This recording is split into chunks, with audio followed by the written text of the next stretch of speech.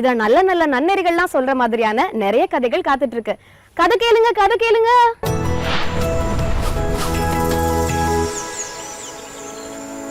முதல் வணக்கம் நேயர்கள் அனைவருக்கும் வணக்கம்.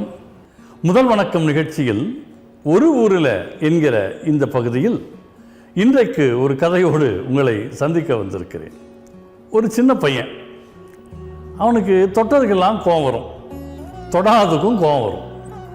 எதுக்கு எடுத்தாலும் கோவப்பட்டு எல்லாரையும் திட்டிகிட்டே இருப்பான். அப்பாவை திட்டுவான், அம்மாவை திட்டுவான், அண்ணனை திட்டுவான், தம்பியை திட்டுவான், திட்டிகிட்டே இருப்பான். அவன் கோபத்தை கட்டுப்படுத்தணும் அப்படின்னு வீட்டில் நினச்சாங்க. அவனுக்கு பிறந்த நாள் வந்தது. அவங்க அப்பா ஒரு பெரிய கிஃப்ட் கொண்டாந்து கொடுத்தாரு பிறந்த நாளைக்கு.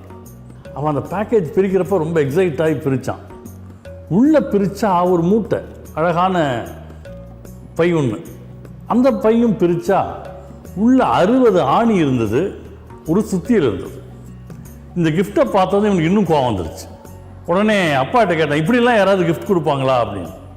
அவர் சொன்னா, டே இருடா, இதுக்கும் கோவப்படாத. நான் ஏன் இதை கொடுத்தேன் தெரியுமா? உனக்கு நிறைய கோவம் வருது, இனிமேல் கோவம் வருதுன்னு வச்சுக்கோ, நீ யாரையும் திட்டாத, இந்த ஆணியை எடு, சுத்தியலை எடு அப்படின்னு. உடனே அவன் கேட்டான், யார் மேலே கோவமோ அவங்க மேலே வச்சு அடிக்கவான்னா. அப்படிலாம் பண்ணிடாதரா, நம்ம வீட்டுக்கு பின்னால் பார்த்தியா ஒரு குட்டிச்சேவர் இருக்குது. அதாவது அந்த வீட்டில் அவனையும் சேர்த்து 2 குட்டிச்சேவர். உனக்கு கோவம் வந்துச்சுன்னா அந்த குட்டி சேவத்தில் அந்த ஆணியை வச்சு அடிச்சிரு, உன் கோவம் எக்ஸாஸ்ட் ஆயிரும் அப்படின்னா. இது ஒரு புது விளையாட்டாக இருந்துச்சு இந்த பையனுக்கு. யார் மேலே கோவம் சத்த போடலான்ட்டு போவான், கத்த போவான் பாருங்க.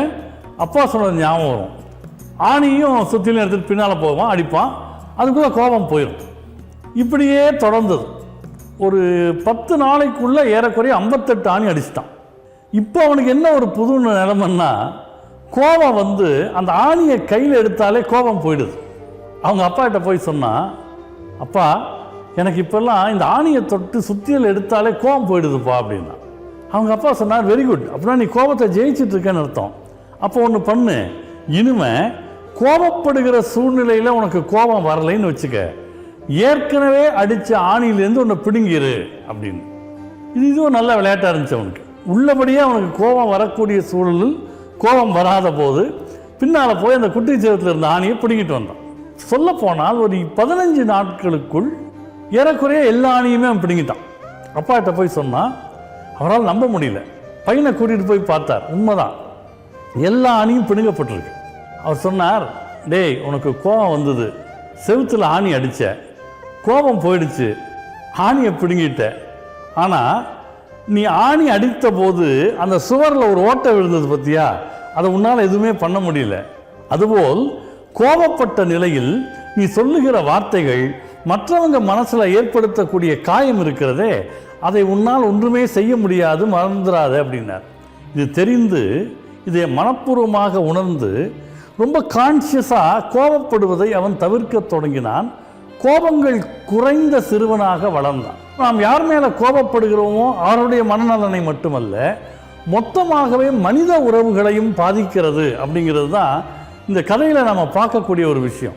அப்போ மனிதர்கள் தங்களுக்குள் இருக்கிற உறவை நாளும் நாளும் மேம்படுத்த வேண்டுமே தவிர தனிப்பட்ட கோபங்களால், மனமாச்சரியங்களால் உறவுகளை இழந்துவிடக்கூடாது.